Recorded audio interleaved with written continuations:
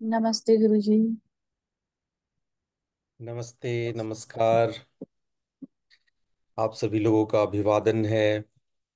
आप लोग सभी का स्वागत है आज के इस सत्र में, संडेज विथ योगीराज। हम लोग इस रविवार को ज्यादा आध्यात्मिक बनाएं, प्रकृति के अनुकूल बनाएं, इसके लिए आज का सत्र होता है।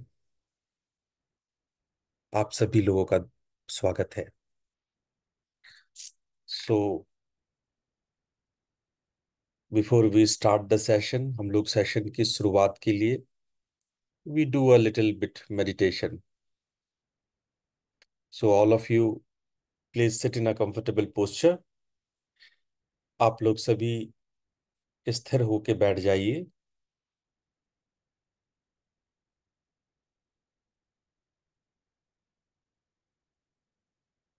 रीढ़ की हड्डी सीधी कर लीजिए। Make your spine erect so that head and spine should be in a straight line. कंधे झुके हुए हों, रिलैक्स्ड हों। The shoulders should be relaxed. The facial muscles should be relaxed, and especially the eye muscles must be relaxed. ध्यान दीजिए कि आपकी रीढ़ की हड्डी सीधी है, कंधे रिलैक्स्ड हैं, आपकी चेहरे की मांसपेशियां, विशेषतः आपकी आंख आंख की मांसपेशियां बिल्कुल शिथिल रहे, बिल्कुल रिलैक्स्ड रहे।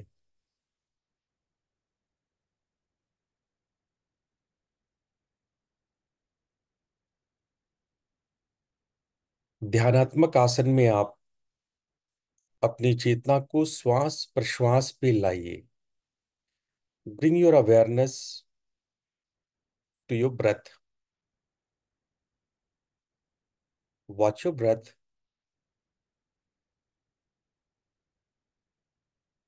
अपने श्वास को आते जाते देखिए।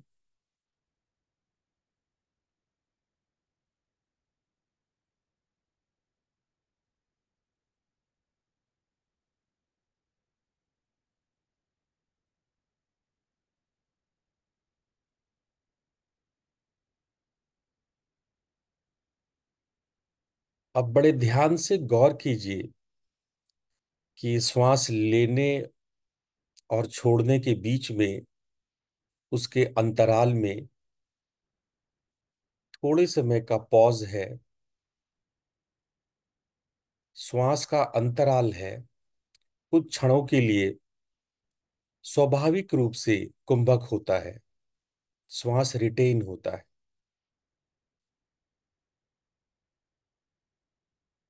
Just watch when you breathe.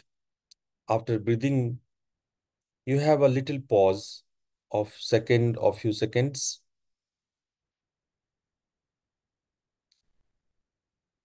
Try to feel this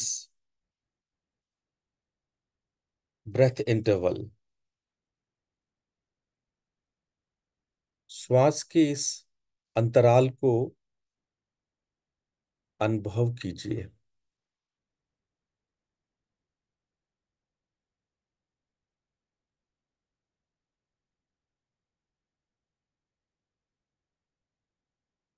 हर बार जब आप श्वास लेते हैं, श्वास लेने के पश्चात श्वास का अंतराल, और जब आप श्वास छोड़ते हैं उसके बाद का कुछ समय का कुंभक, स्वाभाविक कुंभक, स्वाभाविक अंतराल।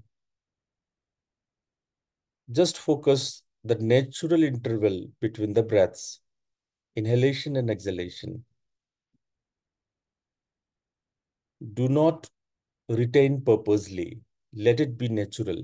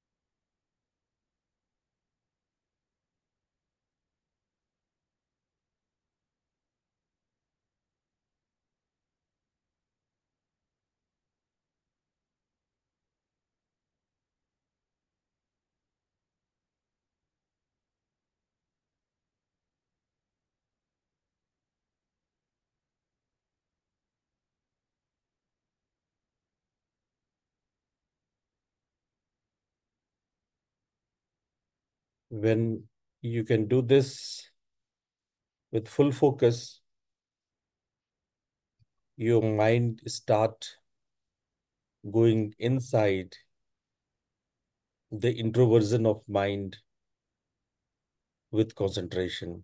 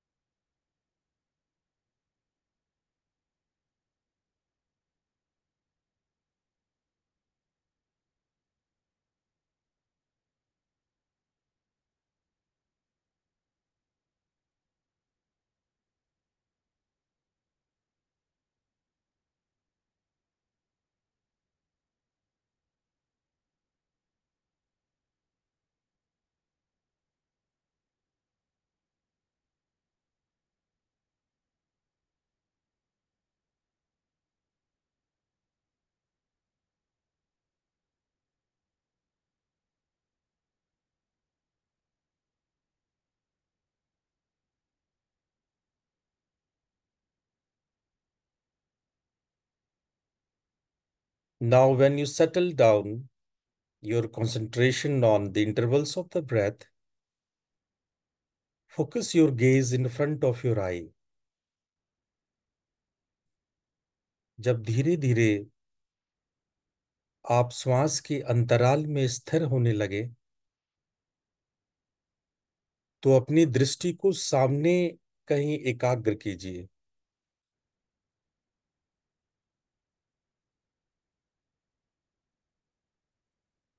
अगोचरी मुद्रा।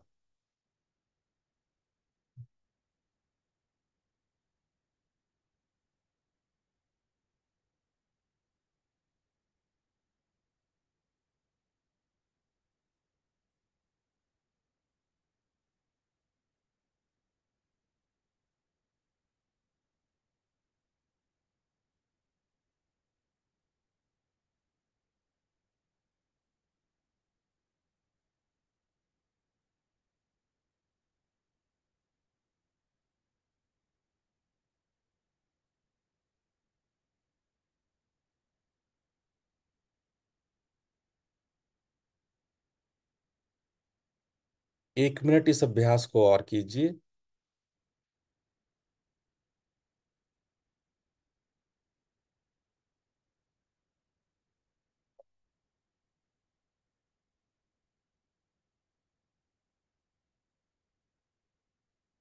मन सामने किसी बिंदु पर किसी एक जगह दृष्टि को एकाग्र करें।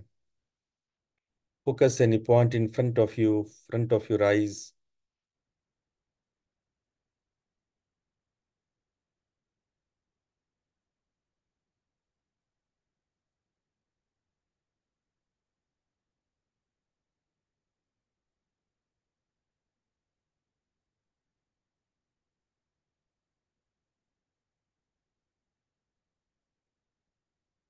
Now we will chant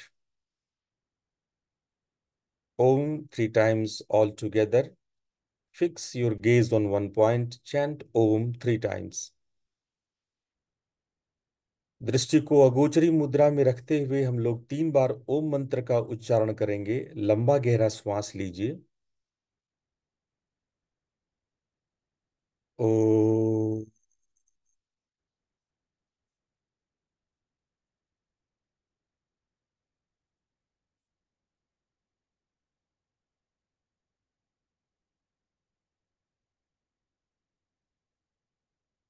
ओ।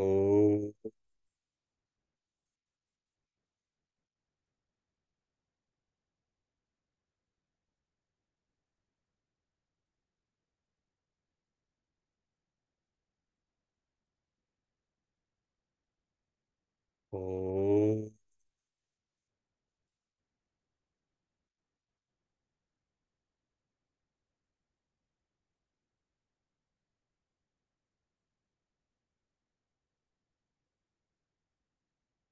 शांति पाठ साथ साथ। ओम असतो मा सद्गमय तमसो मा ज्योतिर्गमय मृत्योर्मामृतम् गमय। ओम शांति शांति शांति ही। दोनों हथेलियों को आपस में रगड़ते हुए धीरे से अपने आंख पे रखें और अपनी आंखें खोल लें।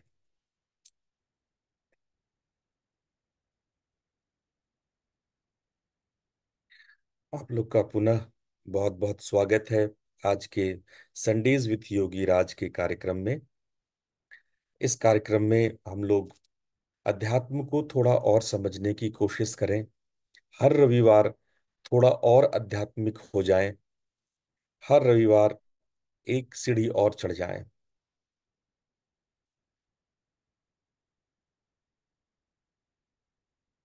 हम जानते हैं कि हमारा जीवन दुखों से भरा है। कई बार जब आपसे एकांतिक वार्ता होती है तो आप अपने जीवन के दुख के बारे में बताते हैं, समझाते हैं। और यकीन मानिए, हम सब यहाँ पर जितने भी लोग हैं, 28-29 जने यहाँ पे हैं, सबके जीवन में दुख और कष्ट है। और जो लोग यहाँ नहीं हैं, संसार के सारे अन्य लोग, सबके जीवन में दुख है, तकलीफ है, कष्ट है। इसको हमारे वेदों ने त्रिताप कहा। तीन प्रकार के ताप हैं जीवन में: आधि दैविक, आधि भौतिक और आध्यात्मिक। ये तीन ताप हमारे जीवन में बना ही रहता है। और इन ताप की वजह से हम कष्ट भोगते हैं। शरीर है तो कष्ट है, जीवन है तो दुख है। ये अनिवार्य है। इसलिए तो महात्मा बुद्ध ने कहा कि जीवन में तीन ही अनिवार्य सत्य है, आर्य सत्य है। बाकी सारी बातें झूठी। सिर्फ तीन ही सत्य है। एक, दुख। दूसरा, दुख का कारण। और तीसरा, दुख का उपाय। बस तीन ही सत्य है। और तीसरा कुछ सत्य नहीं है। महात्मा बुद्ध के अनुसार जीवन में जो सुख मालूम होता है वो दुख का ही पर्याय है। वो क्षणिक है, क्षण भंगुर है। वो नाना प्रकार के दुखों को अपने अंदर समेटे हुए है। हमारी उपलब्धि सुख की उपलब्धि नहीं है, नए नए चुनौतियों की उपलब्धि है। जब कोई चीज आप अचीव करते हैं तो आप ये महसूस करेंगे कि कुछ क्षणिक सुख के बाद फिर से नई चुनौतियां, फिर से नए चैलेंजेस, है ना? आप सब फील करते हैं ना? या तो दुख है, और जो भंगुर सुख, कुछ क्षण के लिए जो सुख आता भी है तो अपने साथ कई चैलेंजेस लेके चला आता है। उन चैलेंजेस में जैसे मानो 10 चैलेंजेस लेके आया, तो उसमें से 9 तो पूरा नहीं होता है, दुख ही बनता है। और एक जो पूरा होता है, फिर वो नए 10 चैलेंजेस को लेके आता है। इस प्रकार से हम एक विस्कस सर्किल, एक दुख के जंजाल में, इंद्रजाल में फंसते जाते हैं। तो जीवन या तो दुख है या तो चुनौती है, पर जीवन एक और चीज है जिसको कहते हैं मौका, अपॉर्चुनिटीज। कुछ लोग ये मौका धन कमाने के लिए, सम्मान कमाने के लिए, कीर्ति कमाने के लिए, संसाधन कमाने के लिए, व्यवस्था, परिवार और समाज के लिए करते हैं। और कुछ लोग अध्यात्म के लिए, जीवन को सफल बनाने के लिए करते हैं। अध्यात्म जीवन को सफल बनाने की क्रिया है। तो इन शॉर्ट हम कह सकते हैं कि जीवन की 3 रंग हैं: दुख, चुनौती और मौका।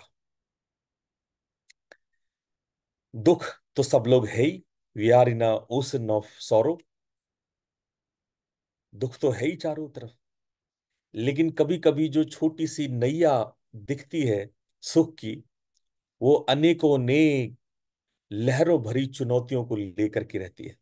ऐसे हिलती डुलती रहती है, डमाडोल रहती है, डगमग करती रहती है। और इन दुख और चुनौतियों के बीच अगर कोई तीसरा रास्ता आपके जीवन में है, तो वो है मौका। और उस मौके का आप सदुपयोग कैसे करते हो, ये आप पर निर्भर करता है। देवता तरसते हैं मनुष्य शरीर के लिए, दुखी होने के लिए नहीं तरसते हैं, चुनौतियों के लिए नहीं तरसते हैं, वो इसी मौके के लिए तरसते हैं। बड़े भाग मानुज तन पावा, सुर दुर्लभ मुनि संतन गावा। बड़े भाग्य से मनुष्य का शरीर मिलता है। और सुर देवता भी उसको पाने के लिए तरसते हैं। तो आप कहोगे कि बुद्ध ने कहा है कि दुख ही दुख है, देवता क्यों तरसते हैं? चुनौतियां ही चुनौतियां हैं, देवता क्यों तरसते हैं? देवता को चुनौतियों से और दुख से मतलब नहीं है। देवता उतरते हैं आध्यात्मिक लाभ के लिए। ये स्तर है, ये स्तर है देवताओं का, कि देवता का पुण्य छीन होता है और फिर से मृत्यु लोक में आते हैं। देवता इसलिए दिव्य हैं क्योंकि उनके अंदर पुण्य है। आप अच्छा काम करते हो, समाज के लिए कुछ करते हो, लोगों की भलाई करते हो, परोपकार करते हो, तो पुण्य मिलता है। लेकिन चाहे पिंजरा सोने का हो या लोहे का हो, पिंजरा तो पिंजरा है। तो उनको फिर से मनुष्य शरीर में आना पड़ता है कि हम मुक्त हो जाएं, इस आवागमन से मुक्त हो जाएं। तो फिर अच्छा, हम दुख को और समझते हैं थोड़ा। जीवन को समझने के लिए दुख को समझना जरूरी है। जिनको बहुत सारे संसाधन मिले रहते हैं, दुख से जिनको बचाया जाता है, वो कभी भी जीवन नहीं समझ सकते। जीवन को समझने के लिए दुख चाहिए, अनिवार्य रूप से चाहिए, और मिलता ही है। जितना दुख को जिएंगे उतना जीवन को समझेंगे।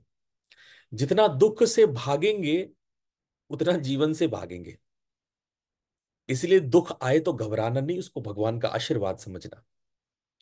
दुख है जीवन को समझने का मौका। जीवन को दुख में समझा जाता है, दुख में जीवन समझ में आती है। तो जरा दुख पे गौर करना, दुख क्या है? दुख है वृत्तियां। वृत्ति मतलब वृत्त से बना है वृत्ति, वृत्त से बना है वृत्ति। ऐसे बार बार साइक्लिक, सर्कुलर, बार बार वृत्तियां आ रही है, फिर से आ रही है, फिर से आ रही है।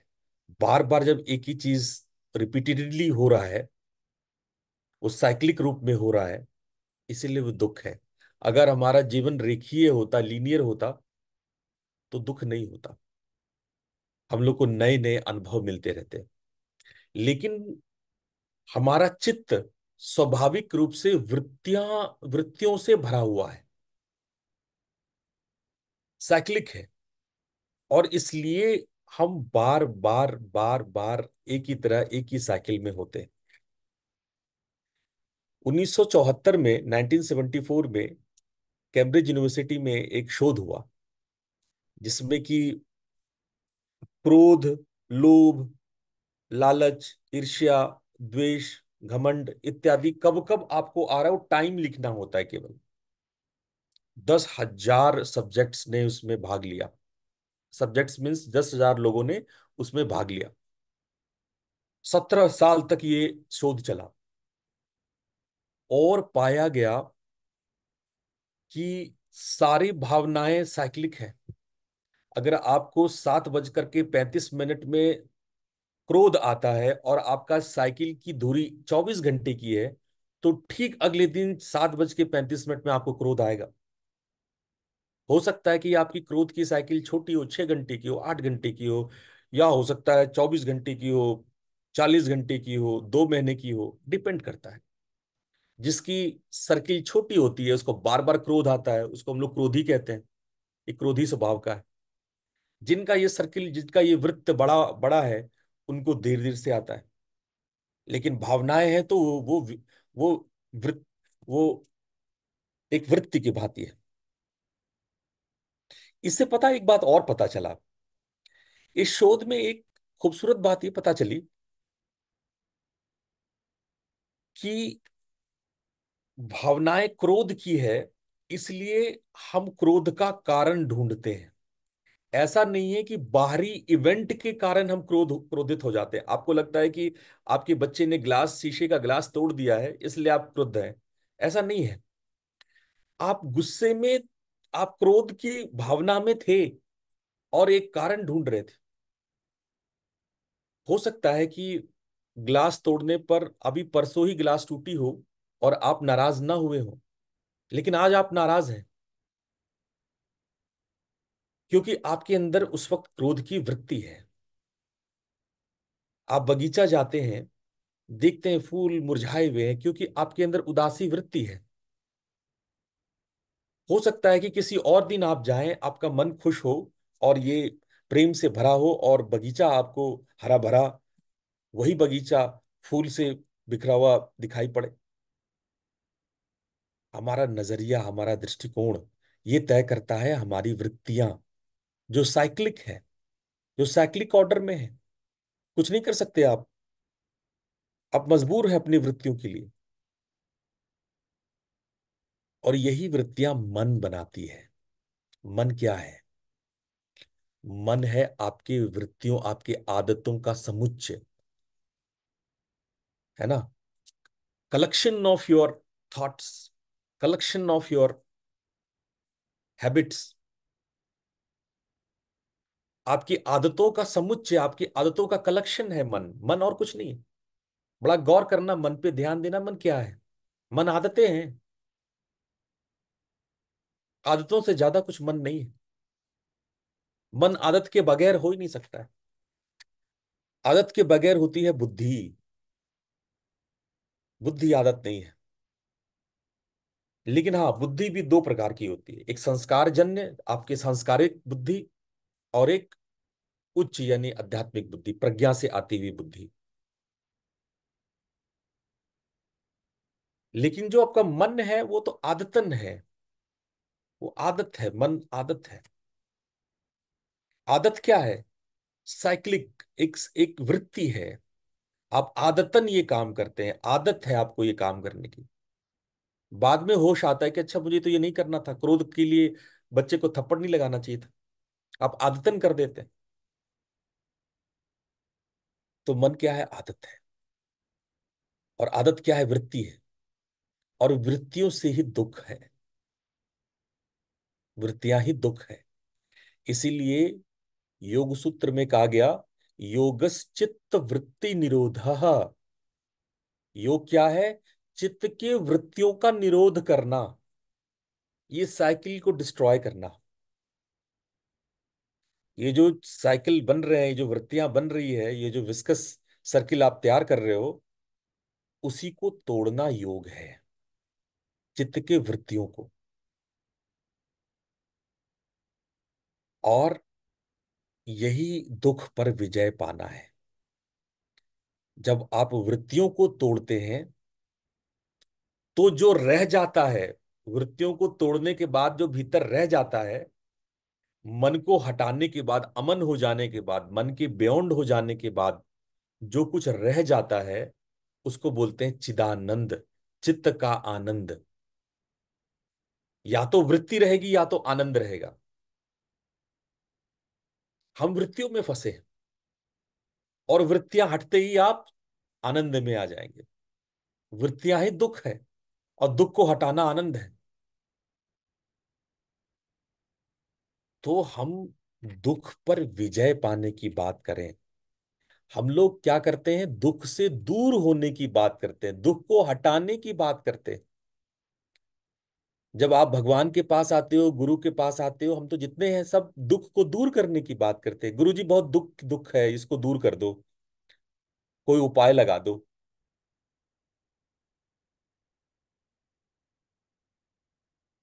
और मैं यही कहता हूं कि दुख को दूर मत करो। दुख तो आशीर्वाद है। दुख तो जीवन के रहस्य बताते हैं, जीवन को समझाते हैं। दुख को दूर नहीं करना है, दुख पर विजय पाना है। लोग फोकस, मेरी बात पे ध्यान से सुनो। दुख को दूर नहीं करना है, दुख पर विजय पाना है। ये दो अलग अलग बात है ना। तो हम ये प्रयास करें कि दुख पर विजय कैसे पाए। दुख पर विजय कैसे पाओगे?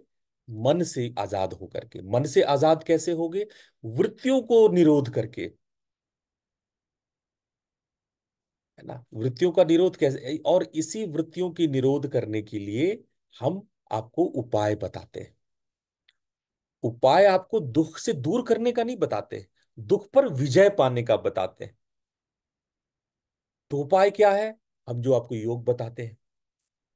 मैंने जो भी आप लोगों को योग में बताया सिखाया है, जैसे मैंने आपको सिखाया है प्राणायाम, आप याद करो, आपको मैंने जो इनिशियल वे ऑफ जो लर्निंग सिखाई है, उसमें हमने बाह्यांतर कुंभक सिखाया। पहले तो श्वास अंतराल पे फोकस करो, ये सिखाया। उसके बाद सिखाया कि अंतराल पे फोकस नहीं हो पा रहे हो तो आप जानबूझ के सांस रोको, अंदर सांस रोकना और बाहर सांस सांस रोकना। तो श्वास रोकने की क्रिया के लिए मैंने आपको कई कई प्रैक्टिस कराए। नाड़ी शोधन सिखाया आपको, आपको महामुद्रा सिखाया, आपको महाबंध सिखाया, आपको महाभेद सिखाया, आपको उज्जयी सिखाई। ये सारे प्रैक्टिसेस हम क्यों कराए? ताकि आप श्वास के इस चक्र को, श्वास भी अपनी एक खास साइकिल में चलती है। अगर श्वास पे विजय हो जाए तो श्वास ब्रिज है आपके और आपके मन के बीच का, आपके चित्त के बीच का ब्रिज है वो। आप श्वास के भी सर्किल को तोड़ लेते हैं, क्योंकि जैसे देखो, आपकी जैसे दुख होगी, भावना होगी, श्वास भी उसी साइकिल, उसका भी रिदम वैसा ही हो जाएगा। तो सबसे पहले तो मैं श्वास की रिदम तोड़वाता हूं। कुंभक कर लो, बाह्य कुंभक करो, अंतर कुंभक करो, महाबंध करो, महाभेद मुद्रा करो, महामुद्रा करो, उज्जयी करो। आपने श्वास के क्रम को बदल दिया, तो सबसे गहरा आघात कर दिया वृत्तियों पर, वृत्तियों के निरोध पर सबसे गहरा आघात कर दिया जब आपने श्वास पर प्रयोग कर लिया। दूसरा प्रयोग में आप लोग को क्या बताता हूं? दूसरा प्रयोग में आप लोग को बताता हूं प्राण उत्थान, प्राण का उठाए जाना, ऊपर जाना, है ना। इसमें आप लोगों को हमने सोहम साधना बताई है, हंसो, जिसको हंस हंस साधना कहते हैं, शांभवी मुद्रा बताई है आप लोगों को, है ना। और कई कई तरह की उन्मनी मुद्राएं बताई है, जिससे कि आप उन मुद्राओं को लगा करके, प्राण मुद्रा लगा करके, महामुद्रा लगा करके आप प्राणों को ऊर्ध्व करते हैं। तो पहला अभ्यास मैंने बताया है श्वास पे, और दूसरा प्राण को ऊर्ध्व, ऊपर की ओर खींचने को हमने बताया है। ये दो अभ्यास पर हमने सबसे ज्यादा जोर दिया है, इन दो अभ्यास को बताने में। तो ये साधना क्या है? ये उपाय है, ये तपस्या है। ये आपको भीतर से मन करेगा नहीं करने का। लेकिन जब तक आप चेतावनी मन को नहीं दोगे, मन को चेताओगी नहीं कि मन मान जाओ, चेत जाओ, नहीं तो तुम्हारा सर्वनाश हो जाएगा, तुम्हारा महापतन हो जाएगा। समझाओ मन को। जब धीरे धीरे धीरे धीरे समझाओगे तो तुम्हारा मन करेगा कि मेरे पास कई बार कुछ लोग ऐसे आते हैं जो ये सवाल पूछते हैं कि गुरुजी मुक्ति चाहिए ही क्यों? मैं अपने जीवन में बड़ा संतुष्ट हूं, नौकरी करता हूं जो है, जीवन बड़ा संतोषजनक चल रहा है, कर्म योग करता हूं, जीवन की गाड़ी बड़े आराम से चल रही है, जीवन रिलैक्स्ड है। हम तपस्या में क्यों उतरे? हमें पाना ही क्या है? ऐसे भी लोग होते हैं, ऐसे भी लोग पूछते हैं। ऐसे प्रश्न बहुत इक्का दुक्का पहले पूछे जाते थे, आज से 50 साल पहले। अब संसार इतना हावी है, संसार की इतनी आदत है आपको, आप इतने संसारी हैं, संसार आपके इतने रग रग में है कि आपने स्वीकार कर लिया इस दास्ता को, इस गुलामी को स्वीकार कर लिया है। जैसे एक मेंढक को आप सीधे गर्म पानी में डालो, उछल के बाहर आ जाएगा। आप पानी को पानी में मेंढक को डालो और धीरे धीरे गर्म करो उसको, एकदम स्लोली स्लोली उसको गर्म करते जाओ। उतने ही खौलते पानी में मेंढक उछल के भाग जाता, लेकिन जब धीरे धीरे पानी गर्म करोगे तो मेंढक को आदत हो जाती है। तो संसारी लोग उस मेंढक की तरह हैं जिनको दुख की आदत हो गई है। उनको दुख स्वाभाविक लगता है, और वो स्वाभाविक इतना हो गया है कि अब आप पूछते हो कि गुरुजी मोक्ष चाहिए ही क्यों, मुक्ति चाहिए ही क्यों, साधना करे ही क्यों? हाँ भाई, मैं हाथ जोड़ लेता हूं, आपके लिए साधना नहीं है, प्रभु क्षमा करे। आप तो संसार में ही रहो, दुख पाओ, आनंद रहो। साधना तो उनके लिए है जिसने जीवन को जाना है, दुख को जिया है, वो जीवन को समझते हैं। और मजेदार बात है, जिसने जीवन को जितना ज्यादा समझा है, उसको यही पता चला है कि जीवन व्यर्थ है। कैसे भी करके आवागमन से बाहर निकलें, कैसे भी करके हम मुक्त हो जाएं। जीवन जो है जंजाली है, हम कैसे करके मुक्त हो जाएं। जो आदमी दुख को जीता है वही गुरु के पास आकर के उपाय पूछता है, प्रभु हमें बस बाहर निकालो। वरना ठीक है, जिंदगी चल रही है, आपको दुख में आनंद आ रहा है। अच्छा, मजेदार बात एक और आपको बताते हैं। मेरे पास एक व्यक्ति आया, उस वो कहा कि गुरुजी मैं बहुत परेशान हूं। क्यों भाई? मुझे परेशानी का कोई कारण ही नहीं मिल रहा है, मैं एकदम बिल्कुल स्वस्थ हूं, पैसे कमा रहा हूं, सब कुछ सही चल रहा है। और अब सब कुछ सही चल रहा है तो मन में बड़ा खालीपन सा है, लग रहा है जैसे कुछ खाली खाली सा हो। हमने कहा भगवान से जाके प्रार्थना करो कि तुम्हें दुख से भर दें, रोग से भर दें। अब जीवन की ये भी समस्या है, लोगों के खालीपन की ये भी समस्या है। इतने संसाधन इकट्ठे कर लिए, इतने संसाधन इकट्ठे कर लिए, ये तो अच्छा था, लोग 2 वक्त की रोटी के लिए मारपीट करते थे। गरीबी थी, परेशानी थी, 2 जून की रोटी नहीं थी, जीवन में कुछ काम था। अब माँ बाप ने इतने पैसे कमा लिए हैं, कुछ करना भी नहीं है, खालीपन है जीवन, कुछ लगता ही नहीं है, जीवन में कुछ है, खाली खाली सा लगता है गुरुजी, जीवन में कुछ है ही नहीं। दुख आने से पहले ही मेरे माँ बाप जो है उसको कट कर देते हैं, मेरे धन दौलत उसको हटा देते हैं। तो जीवन कितना खाली है, और वो खालीपन घर में, दिल में बैठता जा रहा है। जो लोग व्यस्त रहते हैं मस्त रहते हैं, जिनकी दिनचर्या व्यस्त है वो मस्त है। और आजकल जो रोग प्रचलित हो रहा है इंसानों में, वो रोग है खालीपन का। करें क्या? खाने पीने की सारी व्यवस्था है, कपड़े पहनने की, जो भी आपके आवश्यक संसाधन है सारे पूरे हैं। रोटी कपड़ा मकान सब मिला हुआ है आपको, उससे ज्यादा मिला हुआ है।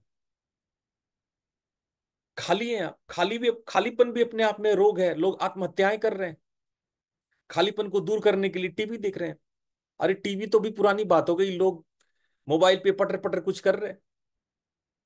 पता नहीं क्या ही देख रहे हैं मोबाइल में, आंखें गड़ाए हुए हैं। वो खालीपन है, खाली है मन, शरीर खाली, कुछ काम नहीं है। और ये मोबाइल का रोग ऐसा है कि काम में भी लोग मोबाइल देखते रहते हैं। सैकड़ों काम पड़े हैं, मोबाइल में जो है खटर पटर कर रहे हैं।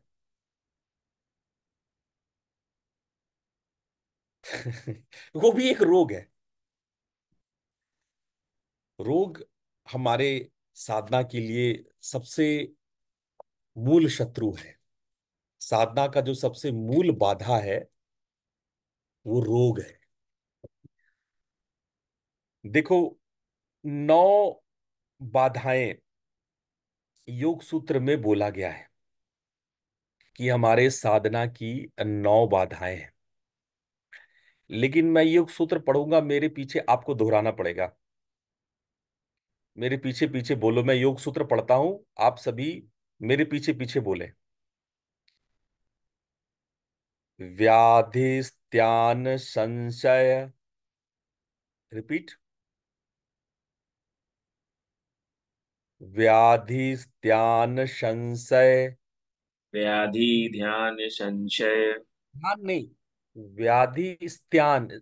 सत्य स्त्यान, स्त्यान, स्त्यान, व्याधि स्त्यान संशय, व्याधि स्थान व्याधिष्ठान संशय संशयो संशय प्रमादा आलस्य, प्रमादा आलस्य प्रमादालस्य प्रमाद आलस्य अविरति, अभिरति अविरति, अविरति विरत भ्रांति दर्शन, भ्रांति दर्शन भ्रांति दर्शन भ्रांति दर्शन, भ्रांति भ्रांति दर्शन दर्शन अलब्ध भूमिकत्व, अलब्ध अलब्ध भूमिकत्व भूमिकत्व अलब्ध भूमिकत्व, अलब्ध अलब्ध तत्व भूमिकत्व अनवस्थित्वानि, अनवस्थित अनवस्थित्वानि, अनवस्थित्वानि अनवस्थित्वानि चित्त विक्षेपा, चित्त चित्त विक्षेपा विक्षेप चित्तविक्षेपा अंतराया।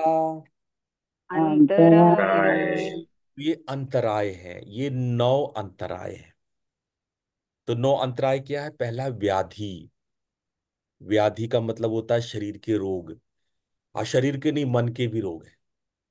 जैसे मैंने बताया, खालीपन, मोबाइल, ये सब रोग हैं, शरीर के मन के रोग हैं सब। आप आते हो मेरे पास, गुरुजी उम्र हो गया 55-60 उम्र हो गया, अब साधना होगा नहीं, शरीर में ये रोग वो रोग, बैठ नहीं पाता हूँ, प्राणायाम नहीं कर पाता हूँ। आप कहते हो प्राणायाम महाबंद लगाता हूँ, हाई बीपी बढ़ जाता है।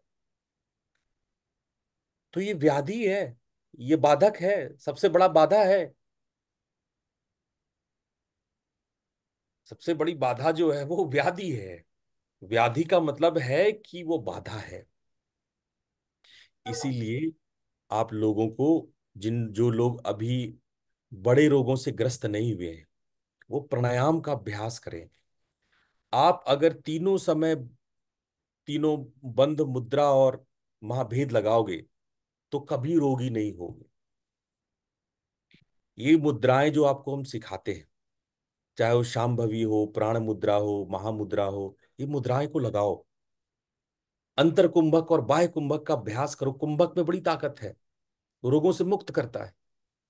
पर जिनको रोग हो गया, वो जीवन को नियमित करें, औषधि लें।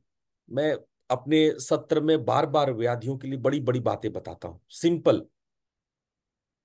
खूब पानी का सेवन करो, थोड़ा व्रत करो, अल्प मात्रा में भोजन करो, कम खाओ, गम खाओ, कम बोलो, कम सो, सब सिखाते हैं ना।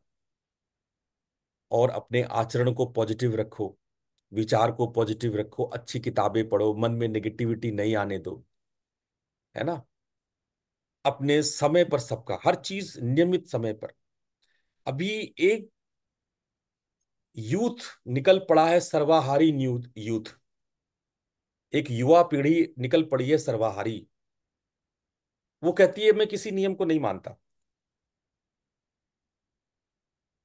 सुबह सो के नहीं जल्दी उठना है, जल्दी सोना नहीं है, टाइम पे खाना नहीं है, उत्पात खाना खाना है।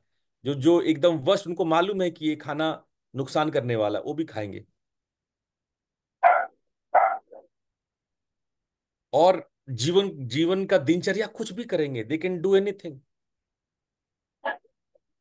हमसे किसी कोई कोई बड़ा गर्व होकर के बोलते हैं, बड़ा गौरव से बोलते हैं, गुरुजी मैं अपने जीवन को नियमों में बांधता ही नहीं हूं, मैं तो जब चाहे जो चाहे वो करता हूं। हम बोलते हैं भाई बहुत जल्दी बीमार होने वाले हो बहुत जल्दी बीमार होने वाले हो। सूर्य का नियम है, चंद्रमा का नियम है, बहती हवाओं का नियम है, समुद्र के लहरों का नियम है। हर चीज नियमबद्ध है, क्या नियमबद्ध नहीं है? इलेक्ट्रॉन भी ऑर्बिट पे सर्किट करती है, घूमती है ना, तो इलेक्ट्रॉन के घूमने का भी नियम है। नियम से परे कौन है? और आप हो जाते हो सर्वाहारी, नहीं मैं नियमों को फॉलो नहीं करता। तो ये नियमों को फॉलो नहीं करते हो तो रोग को आमंत्रित करते हो। हर चीज का नियम है, क्या खाना है क्या नहीं खाना है, कैसे रहना है, हर चीज का एक प्रॉपर तरीका है। आप नहीं करोगे रोग। तो नियम से जीना सीखो। सूर्य से सीखो, चंद्रमा से सीखो, पहाड़ों से सीखो, नदियों से सीखो, प्रकृति से सीखो, पेड़ पौधों से सीखो, नियम सीखो। जीवन के शाश्वत नियम है, जीने के तरीके हैं। कम से कम जब रोगी हो जाओ तब तो सीखो प्रभु। जब रोगी हो जाओ तब तो कृपा करो अपने शरीर पर, अपने मन पे। तब तो नियम से जुड़ो, नियमाग्रही बनो, अच्छे जिंदगी में अच्छे नियमों को लाओ। आप कुछ भी कर रहे हो, जिंदगी के सारे नियम को ताक पे रख दियो। आपको लगता है भगवान तो आपको देख ही नहीं रहे। पहले तो लोग डरते थे कि चलो ऊपर से आकाश आपको देख रहा है, भगवान आपको देख रहे हैं। अब तो आप इतने निर्भीक हो, दुस्साहसी हो, कि आपको कोई डर नहीं है, कोई भगवान नहीं होते हैं, कोई देख नहीं रहा है। आप जितने अनाचार कर सकते हो, जितने कुकृत्य कर सकते हो, आप सोचते हो कि आप स्वतंत्र हो तब तक जब तक कि आपको कोई देख नहीं रहा है, आपका भेद खुल नहीं रहा है। आपको पता नहीं है कि आपका भेद ईश्वर को पता है। आप ईश्वर को मूर्ख मत समझो। ईश्वर को आपने पत्थर बना दिया है, पत्थर की मूर्ति बना दी है। नहीं है वो पत्थर की मूर्ति। आपकी एक एक कार्यों की गतिविधि नोट हो रही है। चित्रगुप्त है वहां पे। चित्रगुप्त क्या है, बड़ा गौर से समझना। चित्रगुप्त क्या है? जो हमारे भीतर चित्र उत्पन्न होता है, कोई भी कार्य करते हैं उसके लिए जो धारणा, जो चित्र हमारे भीतर में उपजता है, जो गोपनीय रूप से हमारे भीतर चित्र उपजता है, जो अनमेनिफेस्टेड फॉर्म में, जो गुप्त फॉर्म में हमारे भीतर चित्र उभरता है, उसी को चित्रगुप्त कहते हैं। भाई वो तो हमने आप लोग को बताने के लिए, ऋषियों ने गुरुओं ने कह दिया यमराज के पास चित्रगुप्त बैठते हैं, लंबा सा बही खाता लेकर के आप लोगों का लेखन जोखन करते हैं। मुनीम बना दिया आपने चित्रगुप्त को।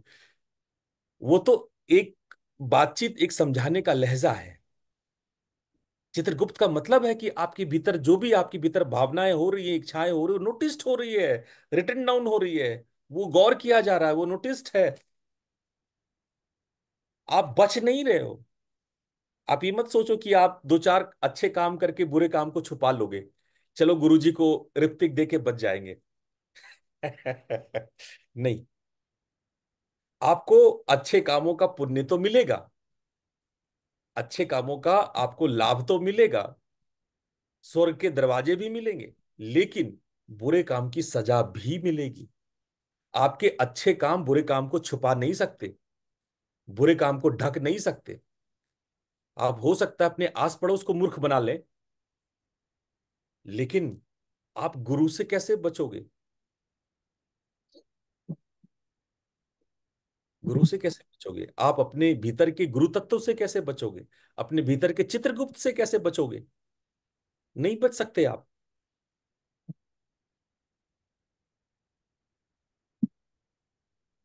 एक गुरुबाणी का 2 लाइन मैं आप लोग को सुनाता हूँ। तुम साहिब करतार हो, हम बंदे तेरे, रोम रोम गुनगार है, गुरु बख्शो मेरे। दसों दुआरे मैल है, सब गंदम गंदा। दसों दुआरे मैल है, सब गंदम गंदा। उत्तम तेरो नाम है, बिसरे सो अंधा। उत्तम तेरो नाम है, बिसरे सो अंधा। ये लाइन पे गौर कीजिएगा। गुण तज के अवगुण कियो, तुम सब पहचानो। गुण तज के अवगुण कियो, तुम सब पहचानो। तुम सू कहाँ छिपाइए, गुरु घट की जानो। तुम सू कहाँ छिपाइए, गुरु घट की जानो। तो गुरु तत्व है, आपके घट घट की बात जानता है। कहां से छिपाओगे आप, क्या छिपाओगे आप? सब पता है। मैं बोलता नहीं हूं। आप मेरे सामने जब बहुत सारे बहाने लेके आते हो तो मैं बोलता नहीं, लेकिन ऐसा नहीं कि मुझे पता नहीं है। मैं अगर आपके बारे में बोलना शुरू करूं, आप भाग जाओगे। आपको लगेगा ये गुरु तो खतरनाक है। आप भाग जाओगे। मैं बोलता नहीं बस, पर ऐसा नहीं कि मुझे नहीं पता है। आप छिप नहीं सकते, आप बच नहीं सकते। तो हम ये सिर्फ कहना चाह रहे थे कि व्याधि है। गलत काम नहीं करो, सही काम करो, मन को पॉजिटिव रखो, अपने ही रोग से बचोगे। जो रोगी है उनके ऊपर तो तलवार लटक गया, उनको तो और सजग हो जाना चाहिए जीवन में। लेकिन आप रोग से भागने की कोशिश करते हो, छुपाने की कोशिश करते हो, अपने आप से छुपा रहे हो, अपने आप से छिप रहे हो आप।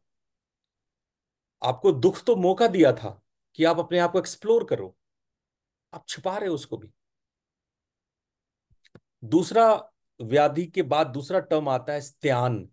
आधा स त यान, स्त्यान। स्त्यान, स्त्यान का मतलब होता है अकर्मण्यता।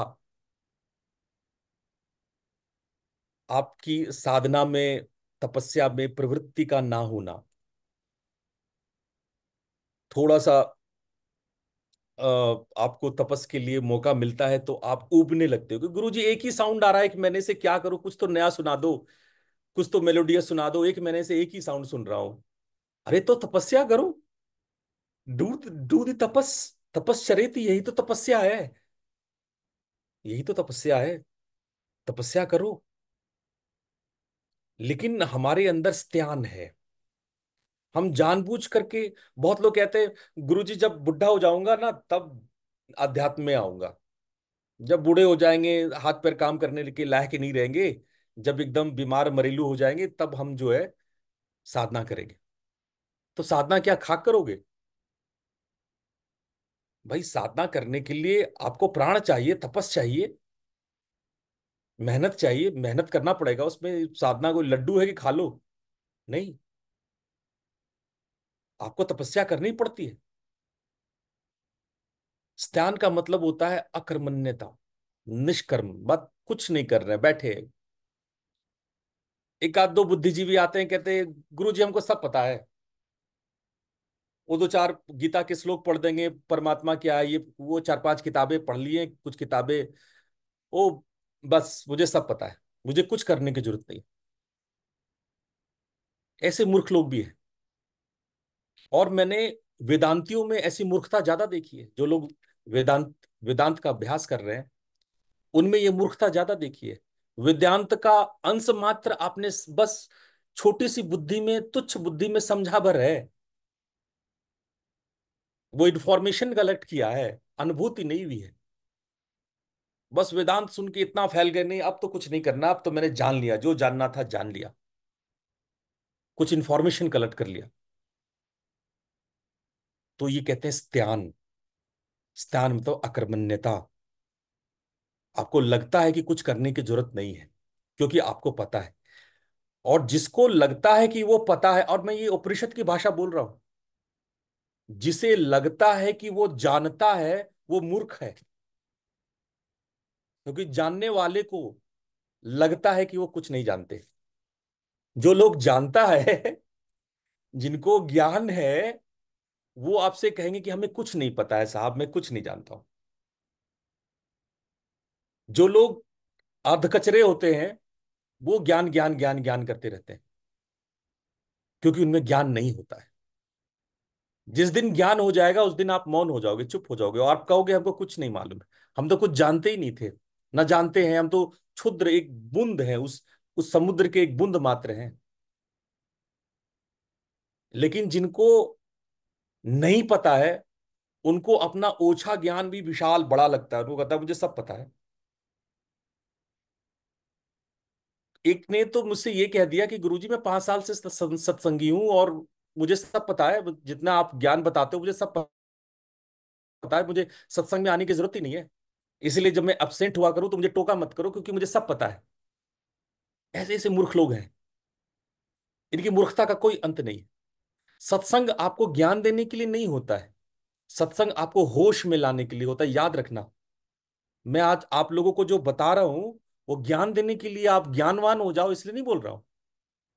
आप होश में आओ इसलिए बोल रहा हूं। मैं आपको चेता रहा हूं, होश में ला रहा हूं। समझ रहे हो ना? तो सत्संग का मतलब ज्ञान देना नहीं होता है।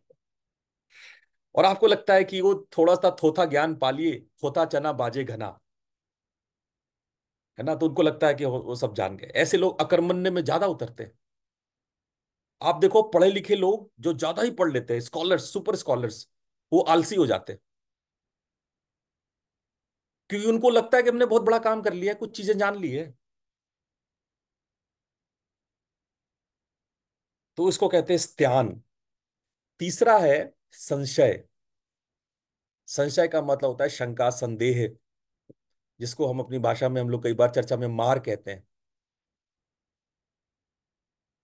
जो जाता नहीं है, जो अगर पैदा लिया है तो वो मरता नहीं है।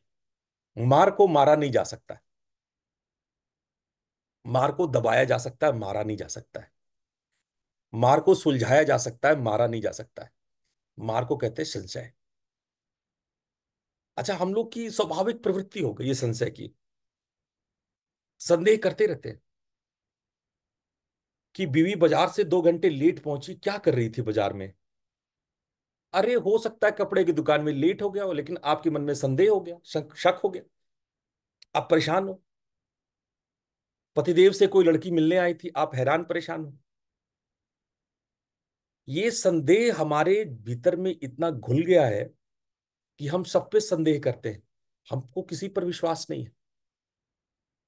बहुत झूठी बात लोग कहते हैं कि हमको विश्वास है, हम बहुत श्रद्धा और बहुत निष्ठा रखते हैं। आप संदेह से पीड़ित हो। वरना अगर संदेह ना होता, विश्वास होता, तो आप सब लोग साधना में उतर जाते, नित्य साधना करते। पता नहीं गुरुजी कह रहे हैं ठीक है, नहीं ठीक है। गुरुजी जिस मुक्त की बात करते हैं, जिस मोक्ष की बात करते हैं, कितना सही है, कितना करना चाहिए, आप संदेह में पड़ जाते हो। और वो अकर्मण्यता का, वो स्त्यान का एक कारण बन जाता है। आपका संदेह कारण बन जाता है।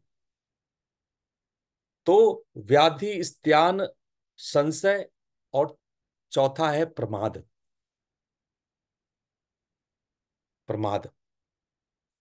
प्रमाद का अर्थ होता है कुछ भी अनर्थक करना, जिसका कोई अर्थ नहीं है, जिसका कोई कोई कोई यूज नहीं है लाइफ में, कभी आप अपने जीवन को गौर करना, स्पेशली जब दुख नहीं होता है, सो कॉल्ड क्षणभंगुर सुख होता है। सुखी आदमी सबसे ज्यादा प्रमादी होता है, सबसे ज्यादा प्रमादी होता है। कुछ नहीं है, टहलने निकल गए बाजार, कुछ नहीं है, खड़े होकर के कोई झगड़ा देख रहे हैं, एक्सीडेंट हो गया, वहां जाके आप खड़े होकर पता नहीं क्या देख रहे हो, नाहक बैठ करके टीवी, किसी का, किसी और का रोना, किसी और का दुख, कोई और रो रहा है, उसमें आप नाहक इंटरेस्ट ले रहे हो, दूसरों की ईर्ष्या में इंटरेस्ट ले रहे हो, दूसरों के दुख में इंटरेस्ट ले रहे हो। टीवी सीरियल भी वो चला रहे हो जिसमें सबसे ज्यादा दुख दुख है, जिसमें दुख और रोना बहुत ज्यादा है, वो बैठ के सीरियल देख रहे हैं। क्या कर रहे हो तुम? ये प्रमाद है। कुछ नहीं समझ में आ रहा, जाके क्लब में डांस कर रहे हो, उछल रहे हो, नहीं उछल पाते हो तो इतना शराब पी लेते हो कि आप बंदर बन ही जाते हो उछलने के लिए। भाई उछलने के लिए तो बंदर बनना पड़ेगा ना, बंदर जैसा दिमाग होना पड़ेगा ना, तो उसके लिए आप दारू पी लेते हो, तो प्रॉपर बंदर बन जाते हो। फिर आप कर क्या रहे हो, जरा होश में आके देखो, आप कर क्या रहे हो?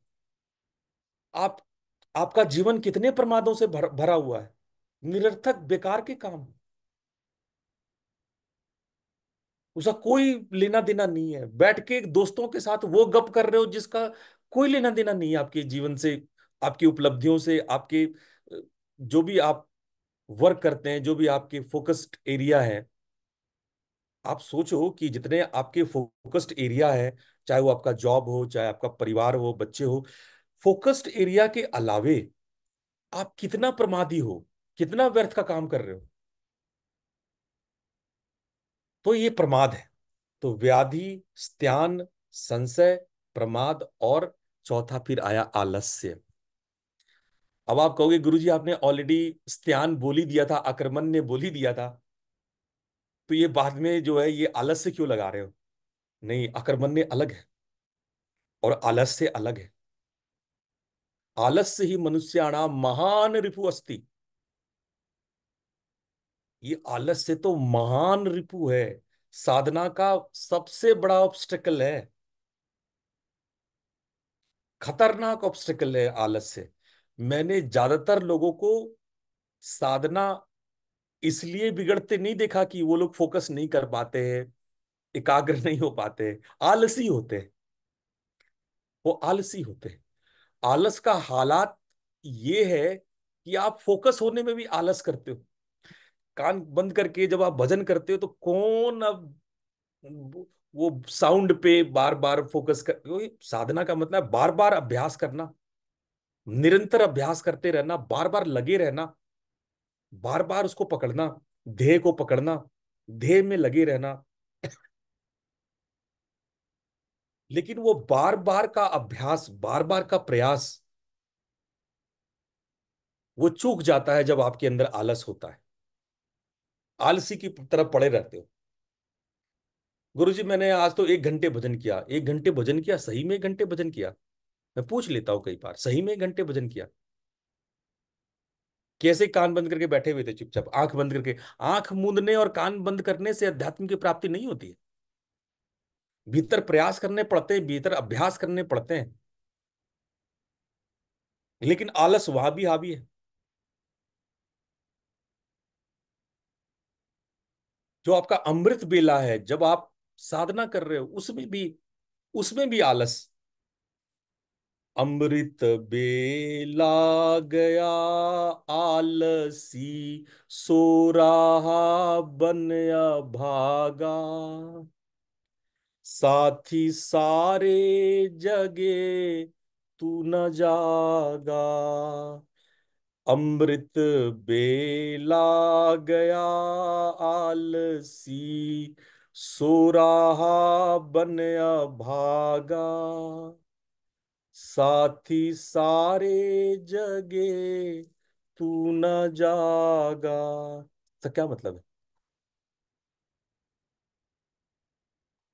आप आलसियों की तरह सो रहे हो।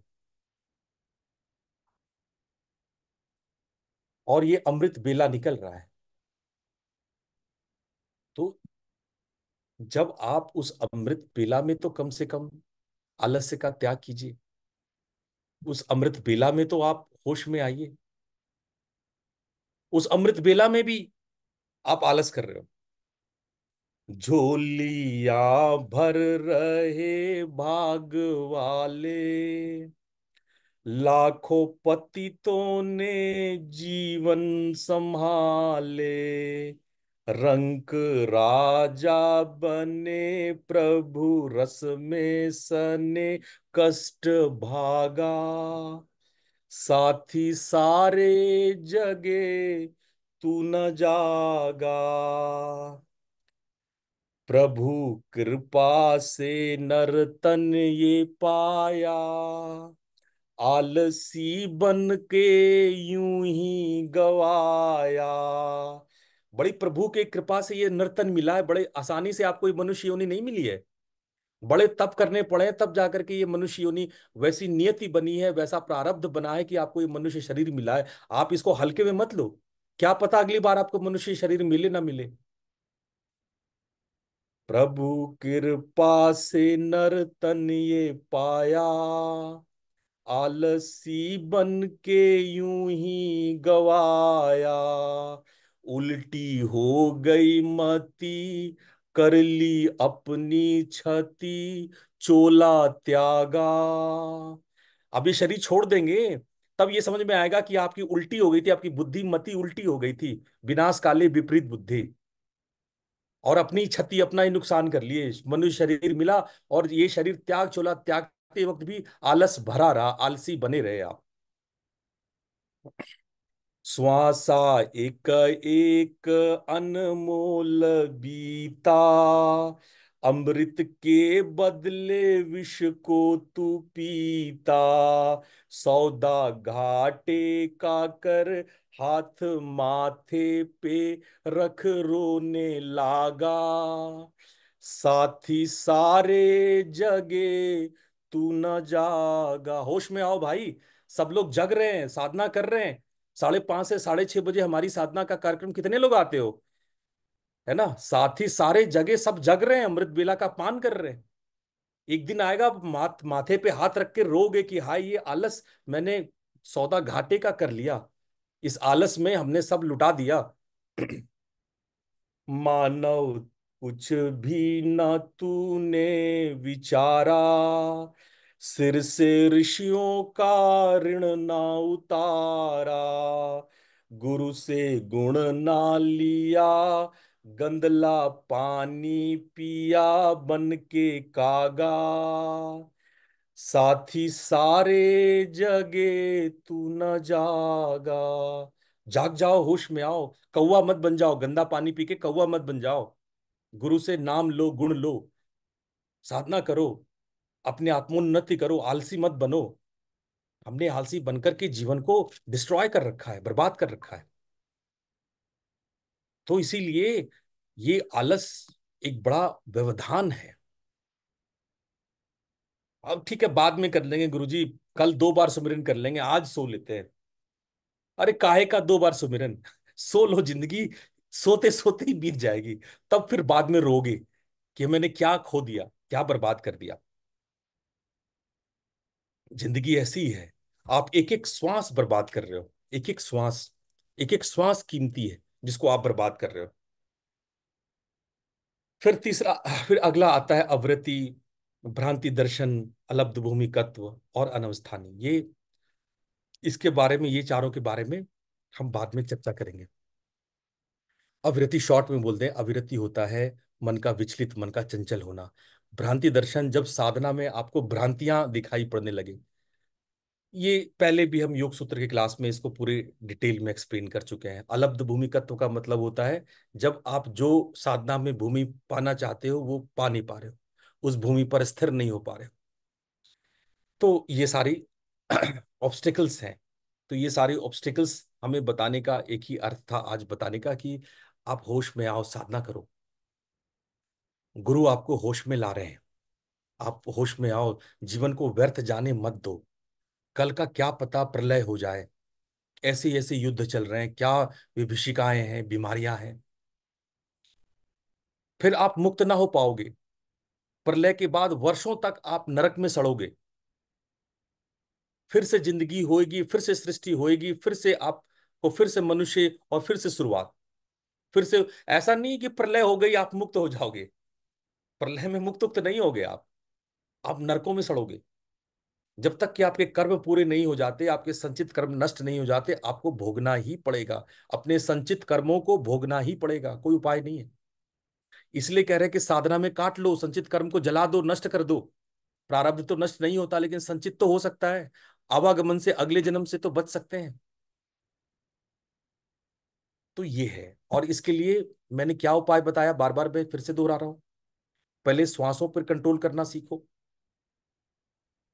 थोड़ा, जो लोग कुंभक नहीं लगा सकते, बाह्य अंतर कुंभक नहीं लगा सकते, हाई ब्लड प्रेशर है, हार्ट डिजीज है, वो श्वासांतराल करें या गोचरी मुद्रा करें, प्राण मुद्रा करें। लेकिन जो लोग कर सकते हैं वो महामुद्रा लगाएं, वो शांभवी मुद्रा लगाएं, वो महाबंद लगाएं। अपने आप को स्वस्थ करो, प्राण को उत्थान करो, प्राण को ऊपर की ओर उठाओ, प्राण को खींचो ऊपर की तरफ, बिंदु साधना करो। और उसके बाद मैं आप लोग को सिखाता हूं मन का नाद में लय होना।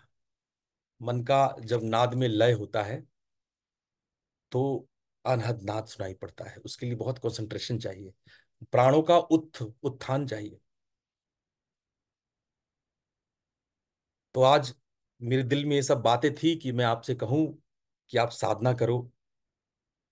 आप आलसी मत बनो। अपने अंदर स्त्यान, अकर्मण्यता मत लाओ। अपने अंदर संशय मत लाओ। संशय को सुलझाओ, अपनी बुद्धि का इस्तेमाल करो। जरा जब भी बुद्धि लगाओगे तो संशय से दूर रहोगे। संशय निर्बुद्धि, नेगेटिव एनर्जी क्रिएट करता है। बुद्धि सद्बुद्धि लाओ अपने भीतर। संशय सत्संग से दूर होता है। सत्संग करो, गुरु के पास बैठो, अच्छी किताबें पढ़ो, होली बुक्स पढ़ो, तो आपका संशय दूर होगा। प्रमाद में मत उलझो। प्रमाद से आप सिर्फ कर्म ही तैयार करोगे, अपने लिए कुल्हाड़ी मारोगे। रोग से मुक्त हो, जीवन को नियमित और सुंदर बनाओ। जीवन भगवान ने दिया है, उसको प्रकृति की तरह शाश्वत नियमों के साथ जियो। अच्छा खाना खाओ, थोड़ा सो, थोड़ा खाओ, अल्प खाओ, एक्सरसाइजेस करो, टहलना सीखो, अच्छी बातें करो, अच्छी किताब पढ़ो, अच्छे काम करो, जिससे दिल भी खुश हो, मन भी खुश हो। अच्छी बातें बोलो, है ना। देखो कैसे रोग नहीं जाएगा।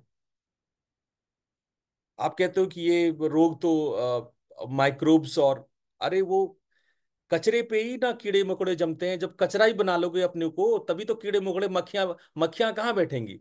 कचरे पे ही तो बैठेगी।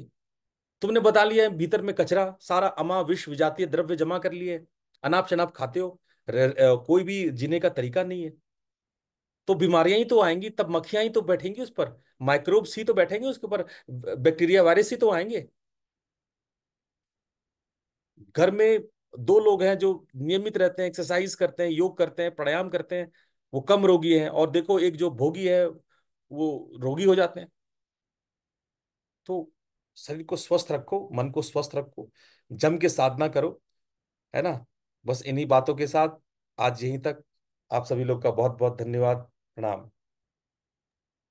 प्रणाम गुरु जी। धन्यवाद प्रणाम। गुरु जी। प्रणाम प्रणाम। प्रणाम गुरु गुरु जी। प्रणाम।